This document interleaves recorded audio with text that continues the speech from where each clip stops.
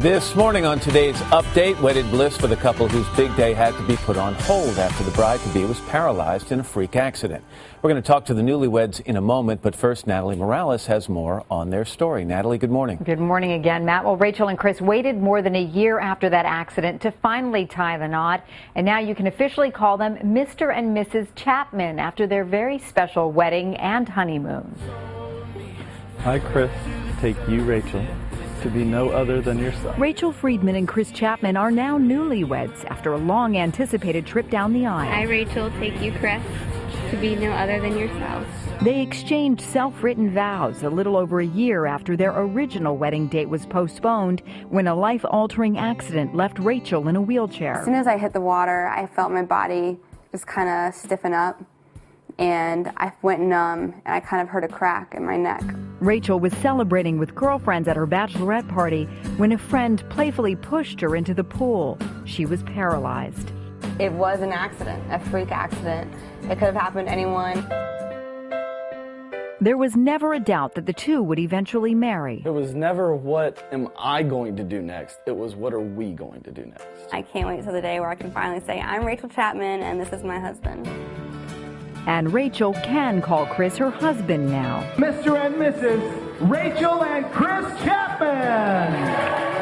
It's very hard to describe our happiness. It's just like we said, it's going by so fast, but we are so happy. I mean, I don't even know how to describe it. I'm in shock.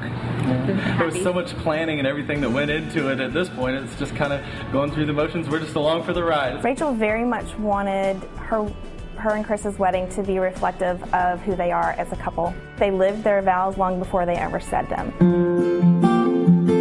1-800-REGISTRY saw their story and threw the couple their fantasy wedding, including an all-expense-paid honeymoon to Fiji. The company has provided video of the events to NBC News. For 1 week, Rachel and Chris enjoyed the island as honeymooners.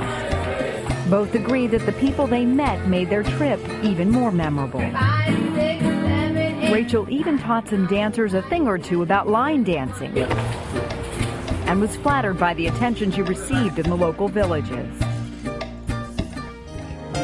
All part of a new chapter as husband and wife. A very special day and honeymoon that were both a long time coming for such a remarkable couple, Matt. We've certainly enjoyed getting to know them over the last year. And we continue to get to know them. Natalie, thank you very much. Let's say hello to Mr. and Mrs. Chris Chapman. Guys, good morning. Nice to see you. Good morning. Hi. It's great to see you. A little fried because you just got back from this honeymoon. That's a long way away. A little. Yeah, a little jet lag. bit. You described the wedding as perfect. Yes. You know, and perfect means you wouldn't have changed anything. Nothing at all. Yeah. What was the best part of it? Oh gosh. I mean, besides getting married, I don't know. It's just, it was totally us. I mean, we planned it perfectly as, what our ideal wedding would be, and I can't even pick one thing. I really can't. Chris, this was a dream put on hold, and so can you describe your feelings as you watched Rachel come down the aisle? It was just amazing to see, everything finally come together. Obviously, this wedding was, a lot of planning, and to see both families come together and finally be able to call Rachel my bride was an amazing experience. And it was a nice, cool day. It was only 102 degrees, which had to make it a little interesting. It was, but it was quite a celebration. Then you went off on your honeymoon to Fiji, and from what I understand, you really got to experience some things that you had always wanted to. First of all, you did a little fishing, you did a little scuba diving. What was that like?